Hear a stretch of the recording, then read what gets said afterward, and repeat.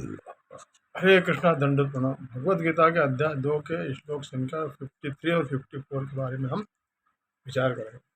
ओम अज्ञानतिमिरान्धस्य ज्ञानाञ्जन शलाकया चक्षुरुन्मिलितं येन तस्मै श्री गुरुवे नमः। नमो विष्णुपादाय कृष्णप्रेष्ठाय भूतले श्रीमति भक्तिवेदांत स्वामी नमस्ते सरस्वते देवे गौरवाणी प्रचारणे निर्विशेषा शून्यवादी पाश्चात्य देशतारणे। जय श्री कृष्ण चैतन्य प्रभु नित्यानंद श्री अद्वैत गदाधर श्रीवासादि गौर भक्तवृंद। हरे कृष्ण कृष्ण कृष्ण हरे हरे, हरे राम राम राम हरे हरे।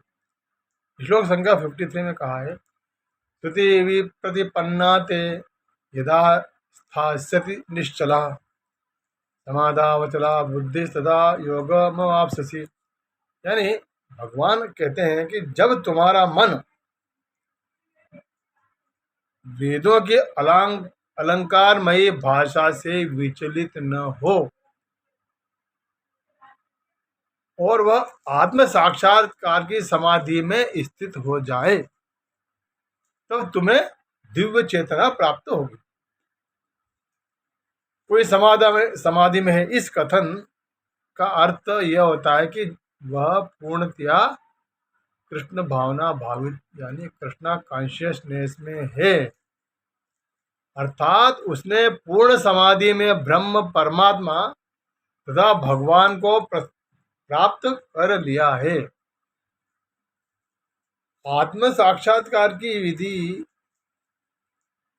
या सर्वोच्च विधि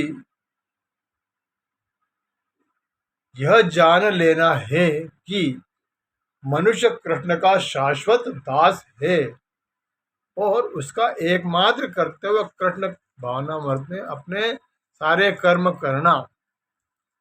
कृष्णा कॉन्शियस व्यक्ति या भगवान के एकनिष्ठ भक्त को न तो वेदों की अलंकारमयी वाणी से विचलित होना चाहिए, न ही स्वर्ग जाने के उद्देश्य से सकाम कर्मों में प्रवृत्त होना चाहिए।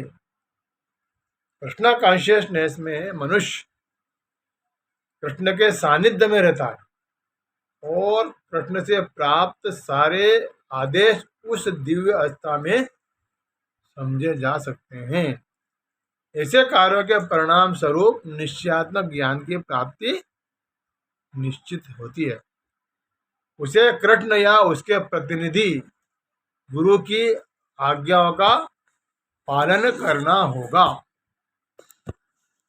अब अगले श्लोक में 54 में अर्जुन भगवान से कहते हैं, स्थित प्रज्ञस्थ का भाषा समाधिस्तस्त केशवा स्थित धीम किम प्रभाषेत किमासीत व्रजेत किम। अर्जुन ने कहा, हे कृष्ण, अध्यात्म में लीन चेतना वाले व्यक्ति यानी स्थित प्रज्ञ के क्या लक्षण है, यह कैसे बोलता है तथा उसकी भाषा क्या है, वह किस तरह बैठता है और चलता है। उत्तर में श्रील प्रभुपाद बताते हैं कि जिस प्रकार प्रत्येक व्यक्ति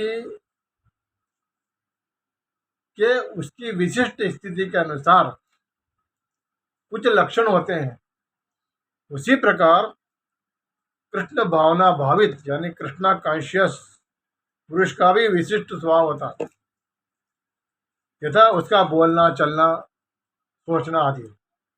जिस प्रकार धनी पुरुष के कुछ लक्षण होते हैं जिनसे वह धनवान जाना जाता है, जिस तरह रोगी अपने रोग के लक्षणों को से रुग्ण जाना जाता है या कि विद्वान अपने गुणों के द्वारा विद्वान जाना जाता है, उसी तरह